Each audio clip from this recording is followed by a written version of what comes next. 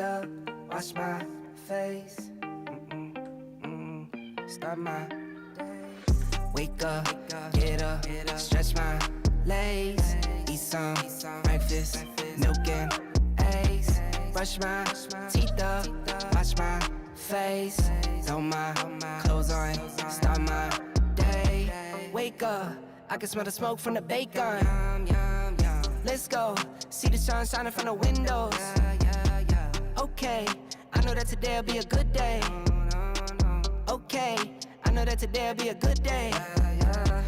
A, B, C, 1, 2, 3. Drink some water, brush my teeth. Get out of bed and I stretch. Bed in my hair is a mess. Look through my clothes for a fit. Anything I do is drip.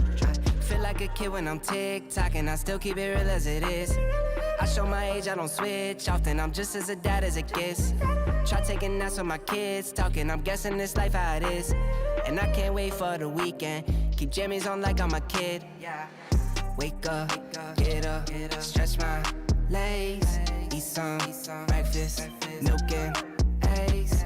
Brush my teeth up, wash my face. Throw my clothes on, start my day. Wake up, I can smell the smoke from the bacon. Let's go, see the sun shining from the windows. Okay, I know that today'll be a good day. Okay, I know that today'll be a good day. Feel good, feel great, can't complain.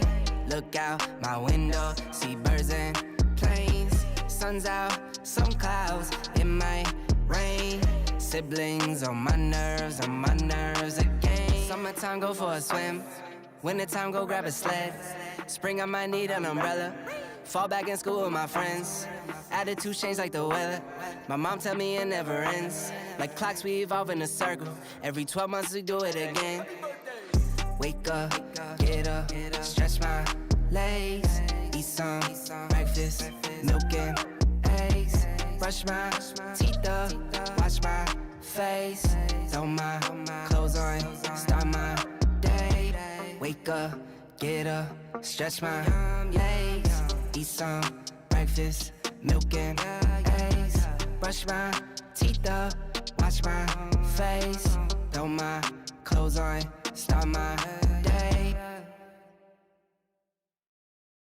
Get up, stretch my legs. Eat some breakfast, milk and eggs. Brush my teeth up, wash my face. Start my day. Wake up, get up, stretch my legs. Eat some breakfast, milk and eggs. Brush my teeth up, wash my face. Throw my clothes on, start my day. Wake up, I can smell the smoke from the bacon. Let's go, see the sun shining from the windows. Okay, I know that today'll be a good day. Okay, I know that today'll be a good day. A, B, C, 1, 2, 3. Drink some water, brush my teeth. Get out of bed and I stretch. Bed in my hair is a mess. Look through my clothes for a fit. Anything I do is drip. Feel like a kid when I'm tick-tocking. I still keep it real as it is. I show my age, I don't switch often. I'm just as a dad as it gets. Try taking naps with my kids talking. I'm guessing this life how it is. And I can't wait for the weekend. Keep jammies on like I'm a kid. Wake up, get up, stretch my legs. Eat some breakfast, milk and eggs. Brush my teeth up, wash my face. Throw my clothes on, start my day. Wake up, I can smell the smoke from the bacon. Let's go, see the sun shining from the windows. Okay, I know that today'll be a good day. Okay, I know that today'll be a good day. Feel good, feel great, can't complain. Look out my window, see birds and planes. Sun's out, some clouds, it might rain. Siblings on my nerves again. Summertime, go for a swim. Wintertime, go grab a sled. Spring, I might need an umbrella. Fall back in school with my friends. Attitude change like the weather. My mom tell me it never ends. Like clocks, we evolve in a circle. Hello, hello. I'm Natalie Webster, and this is Chat with Nat, where I get to talk about all the fun, all the fabulous, the cool things happening in and around Lake Minnetonka. Things I find super interesting and things that I hear from people who are watching or listening that they want to hear about. So be sure to reach out to me through nataliewebster.com if there's something you want to hear about going on in the Lake Minnetonka and beyond area. Or if there's someone that you're like, you know what, this person is doing something so cool, we should be talking about it. You can reach me again through nataliewebster.com.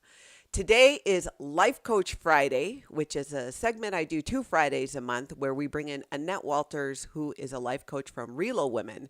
She specializes in helping women through the relocation process. And she is also my life coach. I started seeing her and working with her when I was going through a relocation and a big change, and really 2020, that's when I started seeing her. 2020 kind of demanded it. If you weren't already in therapy or seeing a life coach, you should be now. So without further ado, with the click of a button, I bring you Annette Walters. Hello. I'm so happy to be here again. Oh, the applause. Thank you. Yes, welcome, welcome.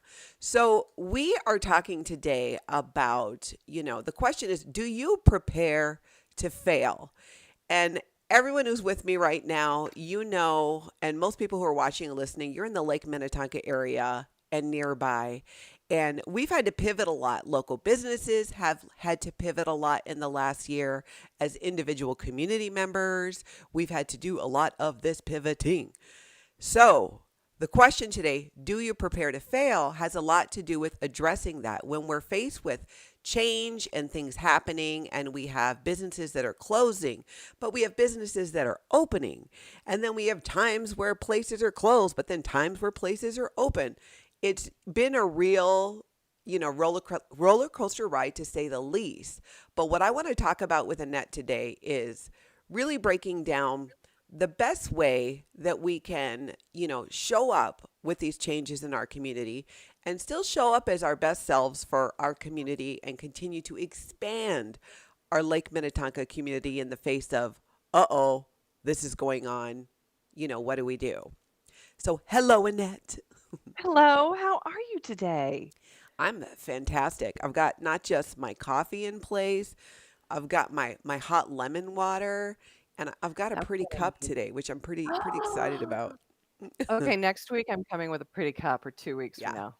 Because if I want to, I figure, because I just don't seem to go 30 minutes without wanting to have a drink of something. I'm like, well, I should at least make the cup pretty. So I hope you guys all appreciate that. Oh, that's funny.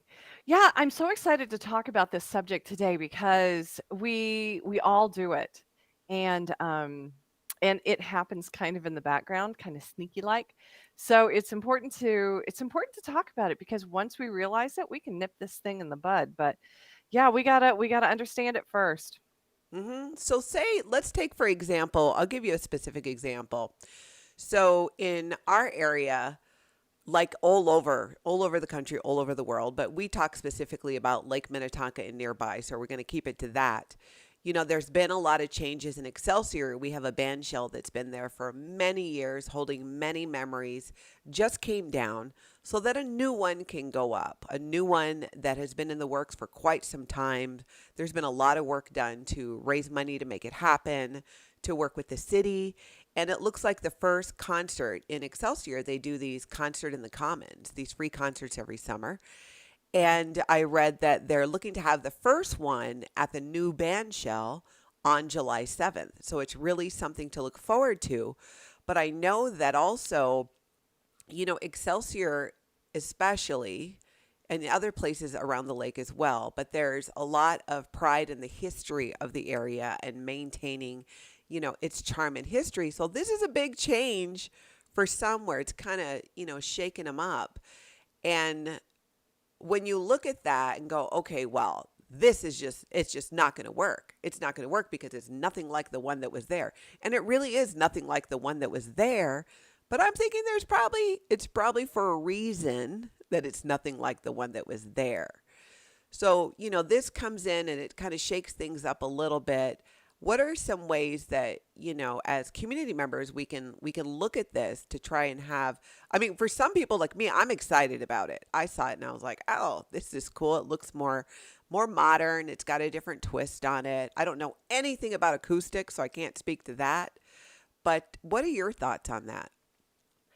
Well, before answering that, let's back up a little bit because the challenges that people are having with the old band shell coming down and the new band shell coming up, it speaks somewhat to what you were saying. There's a lot of history that goes along in Excelsior. There are all these memories that people have made over the years, and it had to do with that environment, with seeing that band shell, and perhaps just coming over and into the area and seeing the band shell, even when was a concert not playing, perhaps that brings up a lot of feelings that, reminded them of this great time that they had when they came out to a previous concert.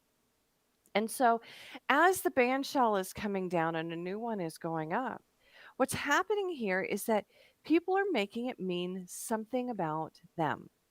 They're Mm. making it mean something about Excelsior or perhaps the people who agreed to this if they're kind of resisting the new ban shell.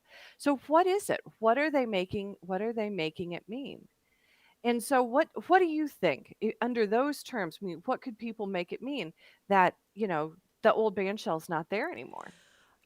I think one thing is that it's another sign, and this is not my view. I'm just saying to answer your question that Mhm. when I've spoken to a few people who were more on the having a hard time with the change, I would say what they were making it mean was that this means, we're losing our history. We're losing history. And I hear that often that, because there's maybe something that's been there for a long time, a business that's been there for a long time, and sometimes people want to retire. They don't want to do it forever as much as we would love them to.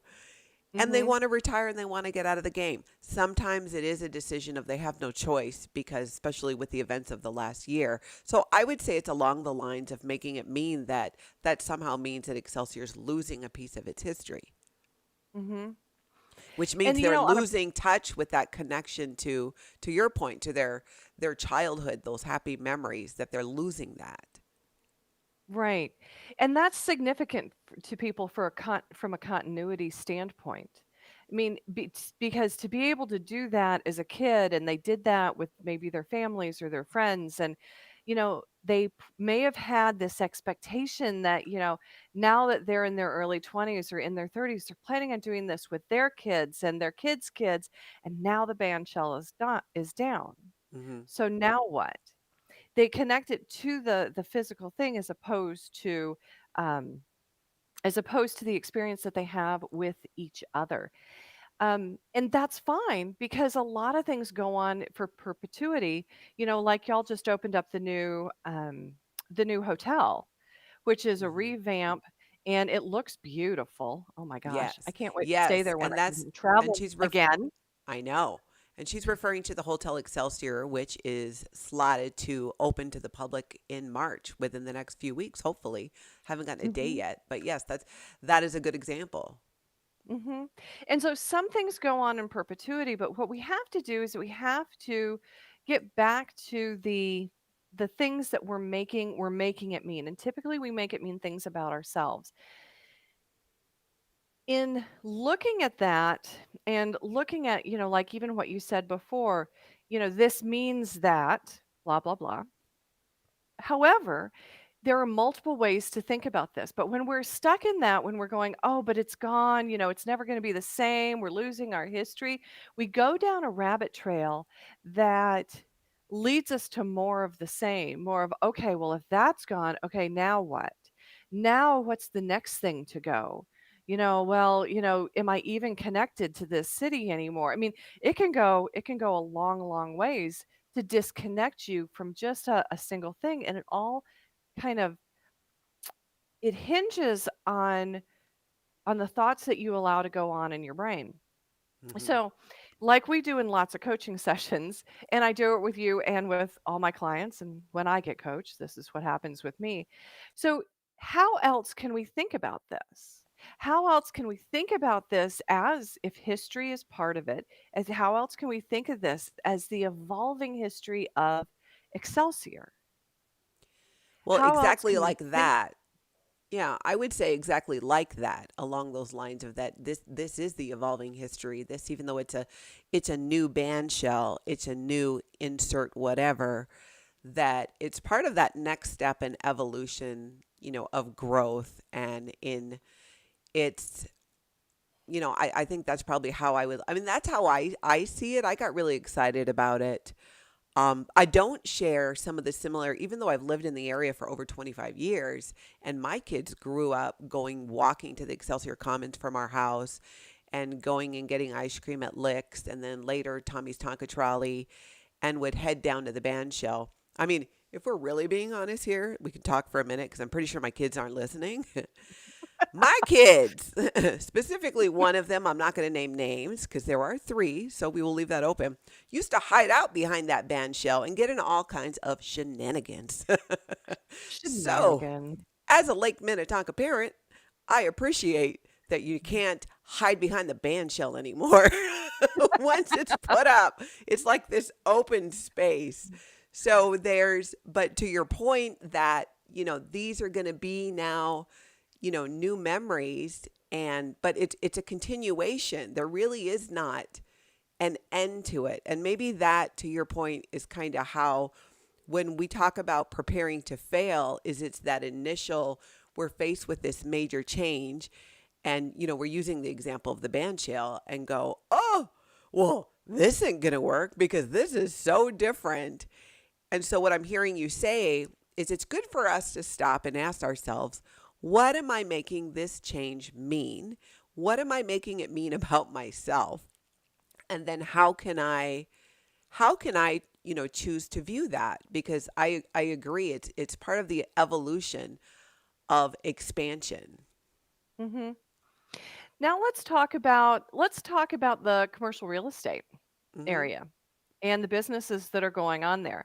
Because as we've seen throughout COVID, we've got businesses that are failing. We've got businesses that are starting brand new. We've got businesses that are existing and thriving.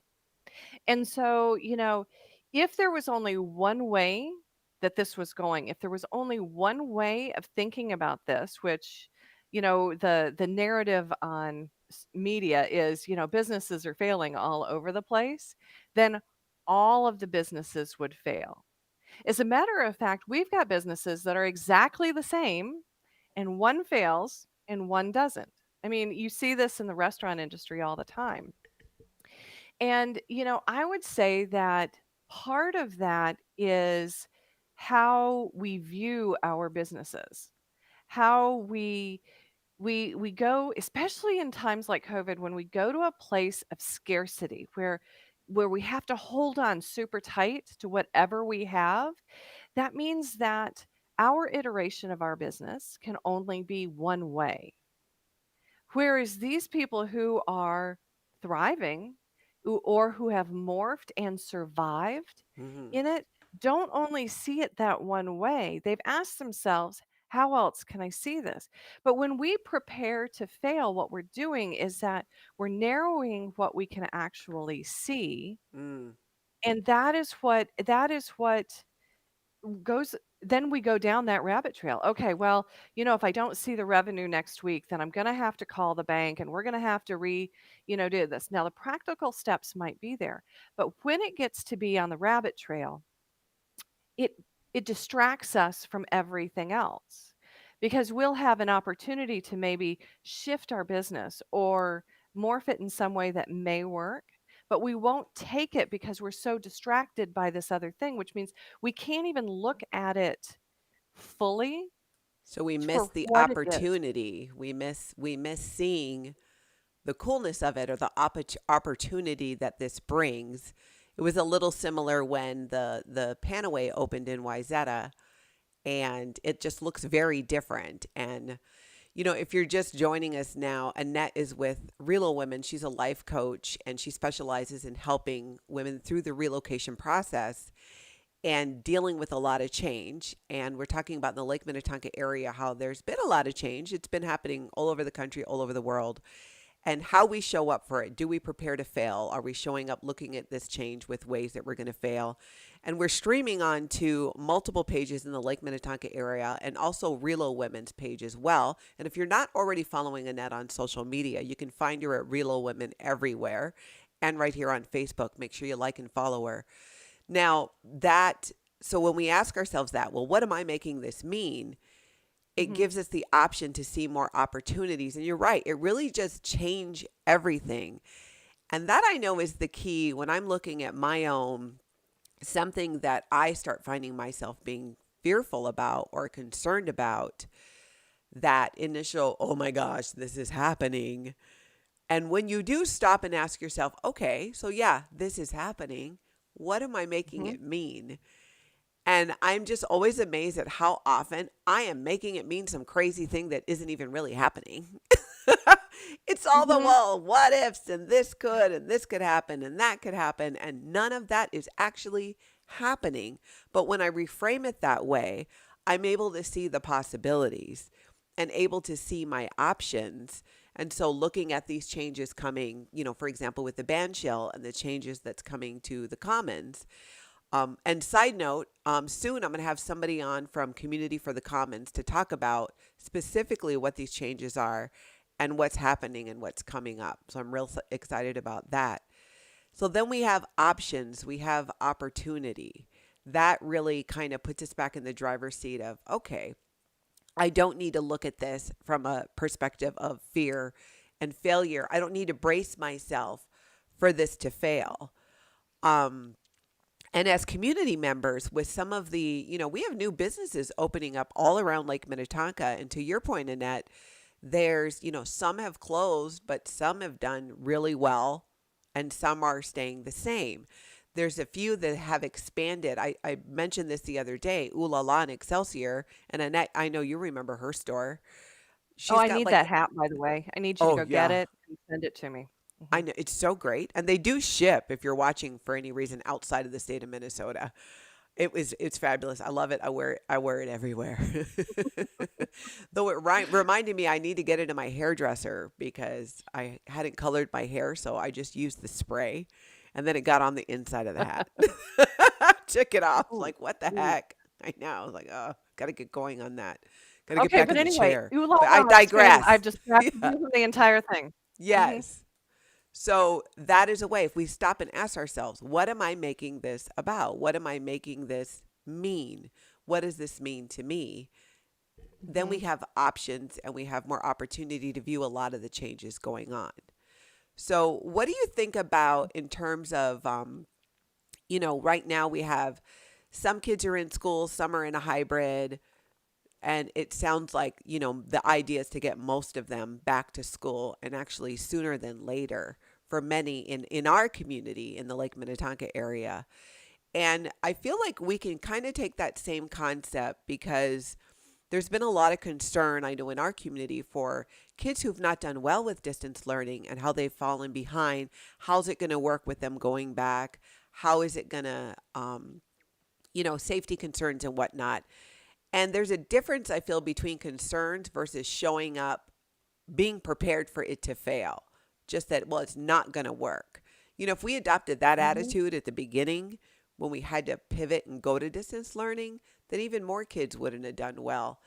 It's a difficult situation, but what do you suggest in writing that line of communicating about it? So the scenario is kids are going back to school in our community. And some kids have been struggling with distance learning. Then on the flip side, some kids have done really well, and there are actually some local area parents concerned about the kids going back to school, not just from a safety viewpoint, but because they've done so well with distance learning. So what are some ways that for parents to, because sometimes you're just lacking information and you need to find out what the plan is or find out how it's going to work. So the difference between being, curious and asking questions about it versus showing up as just, well, this just is not going to work. Right. Yeah, because the rules, especially when you're in public education, or really any schools, they are set for a reason. And they're set so that ultimately the goal, though I'm not quite sure if it always happens, the goal is that everybody gets equal opportunity to participate in school and to do well. But the thing is that now that everybody has experienced all these different ways, hopefully the conversation will open up to that. And since the schools have already done distance learning and they are doing in person learning, it's no longer we can't do that or we don't do that. It Yeah. opens it up to, the precedent has been set. So for parents who are in that place where they're like, I don't know if I want to send my kids back to school because my kid is doing really well, or during this time, and I want to back up just a little bit to the pandemic and of last year, when the schools had to shut down, parents got really creative. Why did they get creative? Because they asked their questions. Hmm. How else can we do this? How can I keep my kid from falling behind? How can we do this on our own? And yes, some parents were more easy or were in that place where they could do it more easily than others.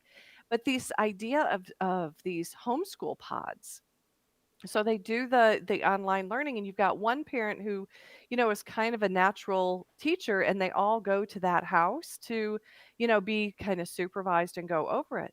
That never existed before. Hmm. And so as we go into the new school year and the new iteration of what it is, I mean, this is a big opportunity to really get in there and make changes within the public school system, because we're still going to be in this is kind of unease where we don't know quite how it's going to work for at least the next year, maybe 18 months. And Hmm. because things are shifting and nothing is set, this is the opportunity to get in there and make a difference within your school district to hopefully put into place programs that help everybody. Because the public school system, as awesome as it is not perfect for everybody because of the way that it's set up. It wasn't the place that was right for my child, who ended up being dyslexic, but because he was so clever, they were like, "Oh no, his dyslexia is no big deal." And we didn't really find out that he was severely dyslexic. And those of you who know dyslexic, he's a 4 out of 5 deviation on the scale, so that's pretty tough until the end of his junior year. And the thing is that there wasn't monies in there for the schools to do that, and so we had to take that on ourselves. But this is the type of thing where, because there are all these new things that are ways of delivering education to our kids that have come about because of the pandemic, the question then is, what can we keep? What can we what is what do we need to train our teachers better on? What kind of support do they need? I mean, these teachers are amazing. They have done things that they were never trained to do Yeah. over this last almost 18 months. And they've got good ideas. They should be able to bring it in and really shift public school to serve the students, because they are on the front lines. They know what the Hmm. kids need. And when you get one that's really talented, curious, and willing to see the kids and meet them where they are at, that's the situation where the kids really get to become all that they can become, all as intelligent as they are, and not just teach to the middle, Yeah, and you can because tell that's one of the too. challenges. Yeah, because teachers themselves had to show up with when we had to pivot to distance learning and a hybrid here in our community, that they, with we need to make this work. We're going to make Hmm. this work.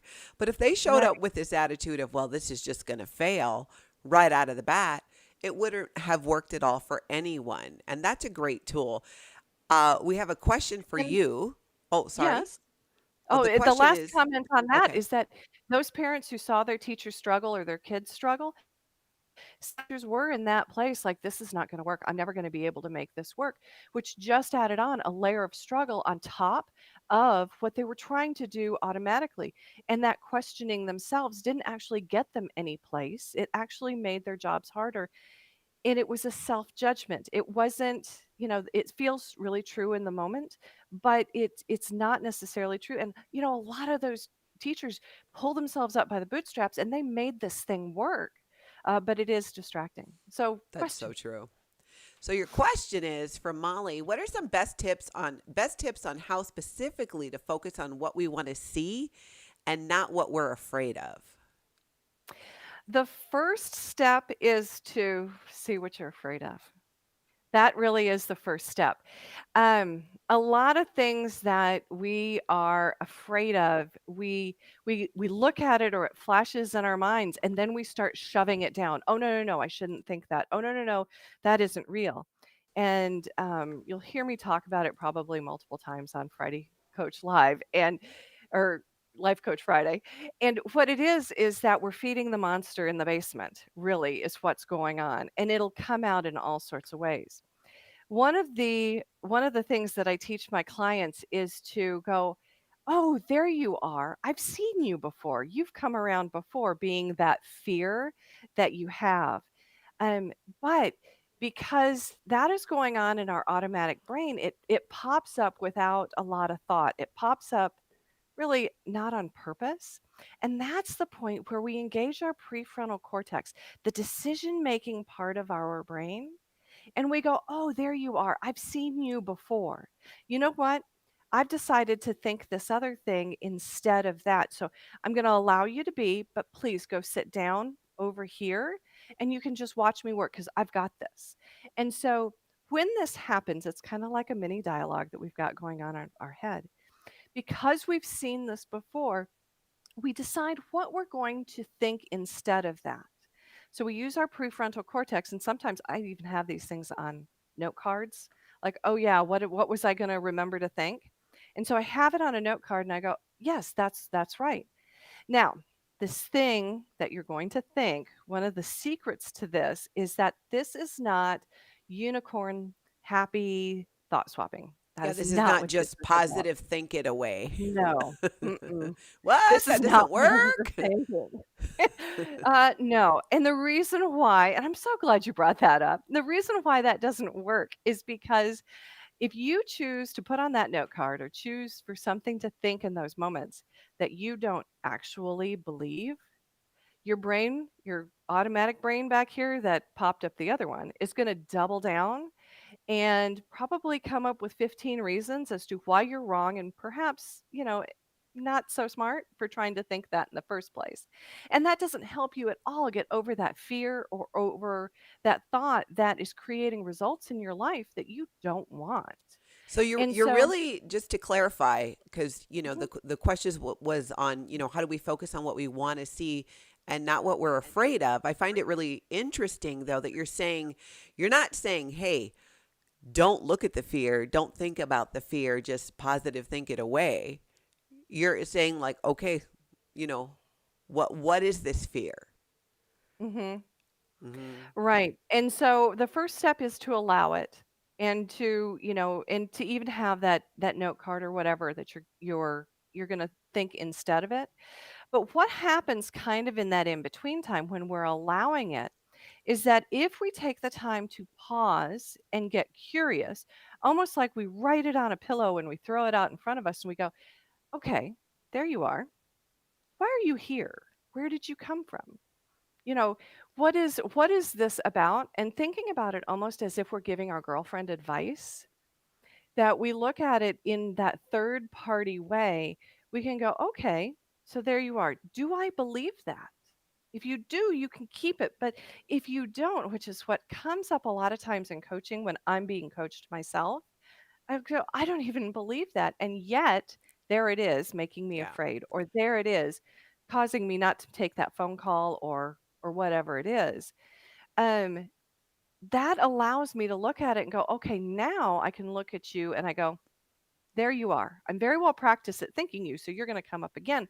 But I'm going to put you aside and I'm going to remember that this is what I believe. This is what I'm capable of. This is Hmm. what I'm going to do. So, Yeah, I love that. Those are really great tips. And I think the big takeaway I know for me as we talk about, dealing with changes and things going around our Lake Minnetonka community and beyond is how we show up for it. Are we going to prepare to fail, look at it like it's a doomed failure, or ask ourselves, all right, why, what am I making that mean when I say that, or why am I showing up like that? And, open our eyes to the possibilities that change can be good. Expansion and things can be good. It doesn't mean that we're losing something, could mean we're gaining something. And I think it's really interesting as because when you talk about like life coaching and I work with you, where we're talking about my specific issues and what I'm doing. And what we're talking about now are things on a community level. And we saw so much in this last year, a lot of people coming forward. And you think about things that, like the Excelsior Brewery did to pivot. Now they've got their I think they're called clam pods outside that they're keeping through winter. Even though you can go in the brewery now, things are open all over. There's limits on, capacity, but they're open and they're keeping them for the winter. My sister and her family went the other day and just had a great time. You can reserve them. There are these different ways that things that came up in the last year where we had to pivot as a community and businesses had to pivot big time. But some of those things are sticking around, even outdoor dining in the dead of winter. I don't think it's going to be going away, not because we need it. Or that we're going to need it just because of the pandemic, but I thought it was really cool in some ways and fun. And I saw people sitting outside Maynard's with heaters and around the fire pits and having a great time. And the one big thing I love about Minnesota and living here, and if you don't know, I was born and raised in Hawaii, but I've been in Minnesota for over 25 years now. And often my family back home in Hawaii tries to stage an intervention to get me to move back. And I have to remind them that, these people here in Minnesota, and specifically my experience is Lake Minnetonka oriented, are so hearty and positive in their approach so often. Okay, we can't eat outside. We're going to eat outdoors. We're going to build bigger fire pits. We're going to bring in more heating elements. We're going to build even more ice skating rinks than you've ever seen. And I don't know if anyone's counted, but I feel that I've seen more ice skating rinks on Lake Minnetonka than I ever had. Now, in part, we're seeing a lot more of them thanks to Above Lake Minnetonka, which if you're not following them on social media, you should, because he does amazing aerial photos, drone photos. He does drone photography, and he's been sharing all of this. And I think that that's actually part of why it feels like it's so much more of this outdoor activity. I think it's always been there. We're just seeing it now with social media and with businesses like Above Lake Minnetonka, where they're sharing these drone photos. And we're seeing all these ice skating rinks. And Wyzetta just did this huge event, this cinema and skating event where you could skate on, I think it was 46,000 square feet. They built holy bucket. an infinity track on Wyzetta Bay. You could skate, and then they played the movie Frozen, and they played another movie, I forget what it was, and they had fireworks, and they were able to socially distance. They were able to, do all of that. And so that was a really good example of, Wyzetta as a community showing up and going, you know what, we're not going to fail. We're going to make Mhm. this work. We're going to find a way. And now that local businesses in the Lake Minnetonka area are opening up even more, we have more opportunity and ways to support them. And if anything, moving forward in the future, God forbid, where we needed to shut down to some degree, it did or we did, there are options because people Okay. tried new things. So one of the things that I want to bring up here, because you have listed out a plethora of things that have changed. People have gotten creative. People have really, made this work. When in the beginning everything was shut down and we were told to, be inside, and we were, you can't be indoors with people. So what is it that changed? Because in the beginning everybody was like, "Oh, this is all lost. If we can't do things the way that it's always been done, then what?" And so the answer to the question is what? People chose to look at the opportunity, to look at the solution, to look at it with curiosity, to find ways, but got beyond that fear. I think recognized the fear, but then a lot of people asked, kind of, what you were saying, what am I making this mean? What am I making this mean for me? Does it need to be, even when we need to follow guidelines? And that's kind of to my point. Businesses followed guidelines, but they found ways to expand, and they found ways to bring enjoyment, opportunity, activity, and entertainment to the Lake Minnetonka area. They Mm-hmm. didn't get stuck in the fear. They found a way. I use the example of Excelsior Brewery. They went and got all those clam pods, which I think that's what they're called. They're for ice fishing. If I'm wrong, somebody can correct me in the comments. Just sounds weird. Clam pod. They And should be that's the called silver lining. glam pods. Somebody needs to I open need one of those. glam pods, because I'd rather get in a glam pod than a clam pod. But that's just me. And that's the great thing about what has happened and the silver lining to the pandemic. I mean, Hmm. business as usual is the way that our brains like to have life go because we conserve energy. It doesn't have to think real hard. But in this place where the pandemic came around and really people still want to be in community, Hmm. people still want to support each other, they want to serve the community through their businesses or whatever. It it it was to the point where it was like, okay, so I've learned the rules. Now what can I do? What's possible? Okay, are these options in line with that? And once that happened, they directed their brains to really, okay, so what is life going to look like? Because even as individuals, I've got activities in my life that have shook out because of the pandemic that I'll probably Hmm. never replace because frankly, they weren't working for me. Yeah, I Like how like that a lot of us are not going to go back to in-person meetings just because, Zoom works for a lot. We don't all actually need to get in our cars. Mm-mm. No, and it makes my business go really well because it's all over Zoom. And it makes it so much more convenient. I can network so much easier this way than I was able to before. Now I am looking forward to darkening the doors of Costco again eventually. But beyond that, and ooh la la when I come to the area.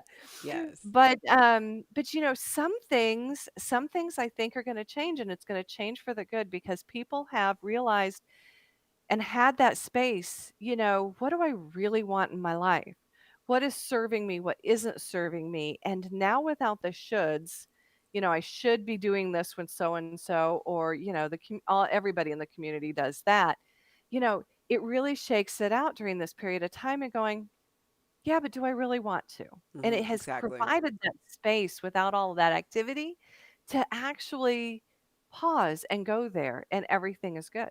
Mhm. No, I love it. And I love too when I see in warmer climates when they were complaining about, having to eat outdoors and restaurants closed. And here in Minnesota, there's people, in the snow and jackets outside Olive Pizzas on Water Street in Excelsior, probably thinking, oh, that's cute. That's cute, California. Is it hard to sit outside? Is it in California?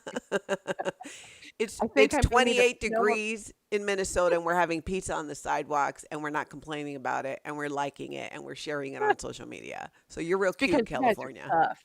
That's right. That's what I've come to learn. I appreciate this chat so much. And again, follow Real Women. They're all over social media, right here on Facebook as well. And you can learn more about Annette Walters and coaching and what she does at realwomen.com. Click on her Let's Chat button because she's offering a complimentary session to anyone who would like one to talk about what's going on. You do not need to go through life and do these things alone. She's got great tools on a personal level. I've worked with her for months now, and I'm so glad because I'm not sure that I would have left my house otherwise. But I do. So I really appreciate you, Annette. Hang with me. Everybody else, Mahalo for listening. Thank you so much. Again, if you know of someone that you think should be interviewed and we should be sharing about on Chat with Nat, a place in the Lake Minnetonka area or nearby, let me know. You can reach me through nataliewebster.com, or you can reach me through my Natalie Webster Realtor page here on Facebook. So I will chat with you all later.